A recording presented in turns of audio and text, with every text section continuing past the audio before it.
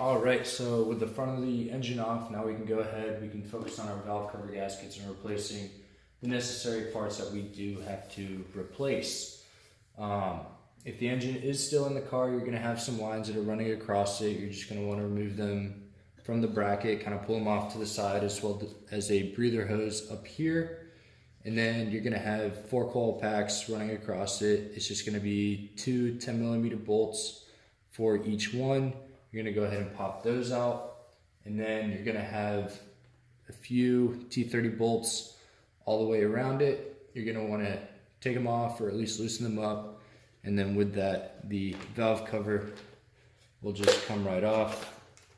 Kind of have to manipulate it around the dipstick and a few lines. But with that, it comes right off, exposing our valve train. Okay, we went ahead, we removed the valve cover, exposing the valve train to the head. We're gonna want to go ahead and replace the cam chain tensioner gasket, as well as there's a Halfmoon seal underneath this. And to do so, you're gonna wanna use a special compression tool. It's just gonna get inserted in this little tiny hole right here. And then this little notch is gonna go in between this little ridge right here, between the chain and the little valley right there.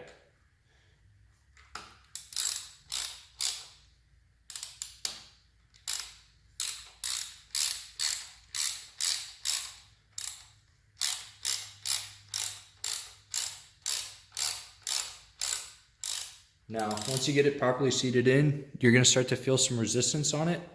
You're gonna wanna go fairly slowly because you are releasing the pressure and this is made of plastic. If you go too quickly, it will snap under the pressure. So just do it relatively slowly.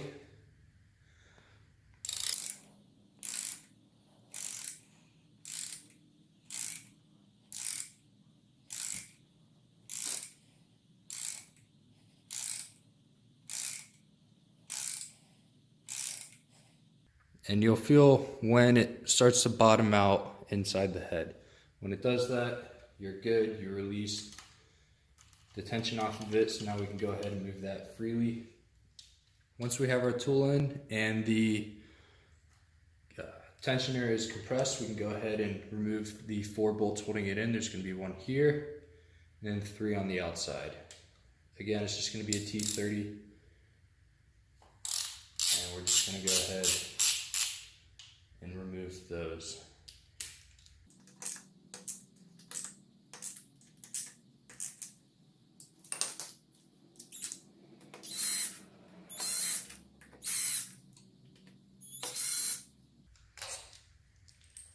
So those are our 4 bolts.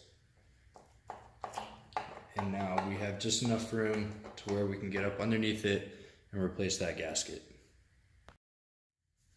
Looking at it from the front, you can see now exactly why I wanted to take the cover off.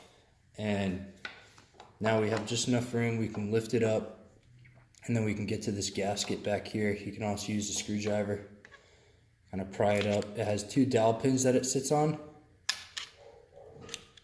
So we're just gonna go ahead, pry them up and over. And then this gasket should just slide right out. There it is. As well as in here, there's the Halfmoon seal. You can also use, I don't know, whatever you want, kind of get it out. That works. You can just stab it with a screwdriver. So now we removed it, we can go ahead and install the new one. You're gonna wanna clean up inside here real well. Get all the, if it has old sealant in it, you're gonna wanna go ahead and clean that up, as well as the oil in it. And here we have our new Halfmoon seal. I like to apply some black RTV, helps it seal a little bit better. And kind of just go ahead and pop that in. You can find a way. A little tight. A little tight.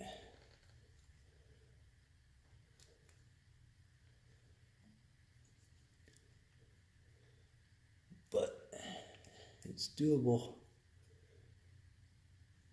And you just get that installed. So after we get our Halfmoon sealing, we can go ahead and install our new gasket. I like to also apply some RTV to it.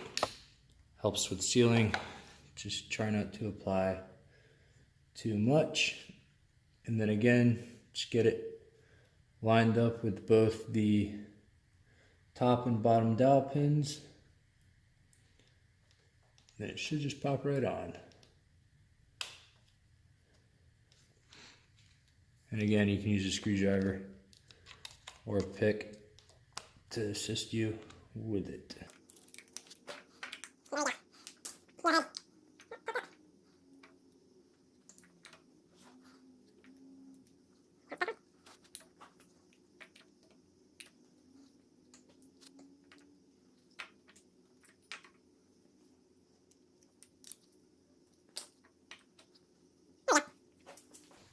And then we can go ahead and install our little bolts back in.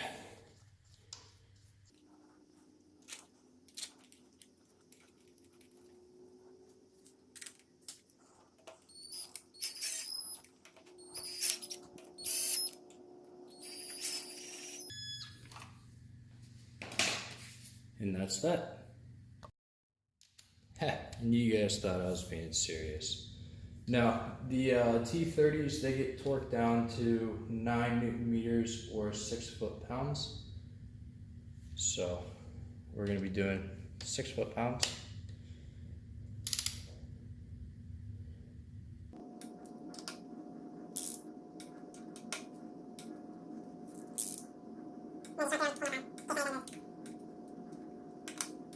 So we're good there. Now we can go ahead and we can slowly release this locking. Again, you don't want to go too fast. You want to give the tensioner time to reapply the tension.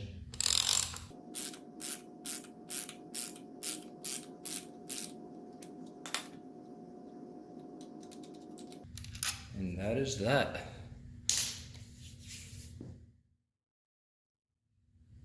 Moving to the back of the head now, we're going to want to replace the cam plug back here. And to do that, you're just going to go ahead and remove these 4 T30s right here. So we can go ahead and do just that.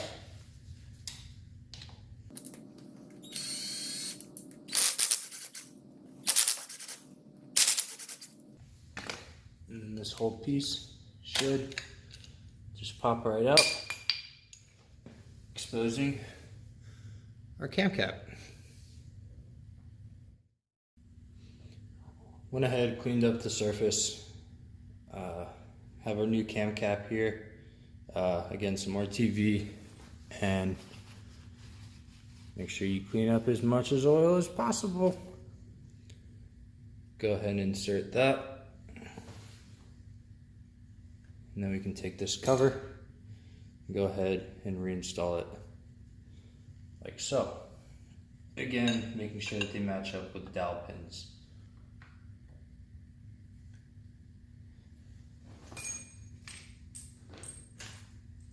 Take our 4 bolts that we removed, and they can go right back in.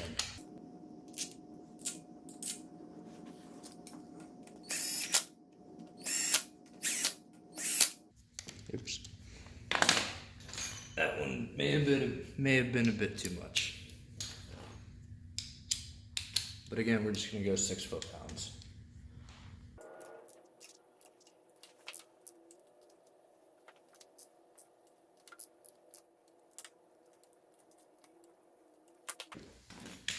So, okay. All right, new valve cover is sealed up, ready to be installed. So we're just gonna do just that.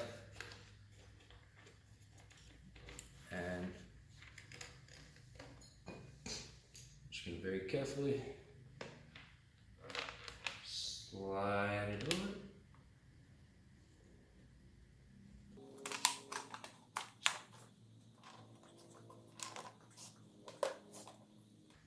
And that should be it. Well, still gotta tighten down all the bolts. We went ahead, we replaced the gaskets on the valve cover. We put the RTV on it, so now we're just gonna go ahead and tighten down all of our bolts.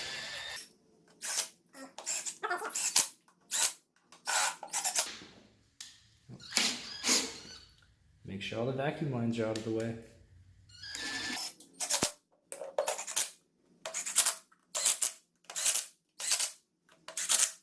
Now at this point, I'm sure Audi has some specifications for these. This gun fortunately doesn't go over 40 foot-pounds, so I think we'll be good if we just make them, tight.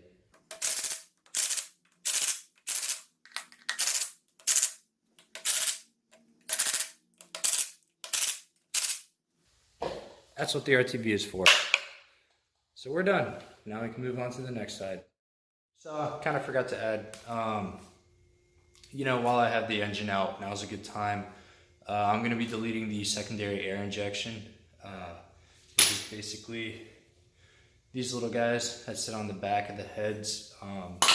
Completely useless. They just basically, the first minute or so on a cold start, they just help with the efficiency of the catalytic converters.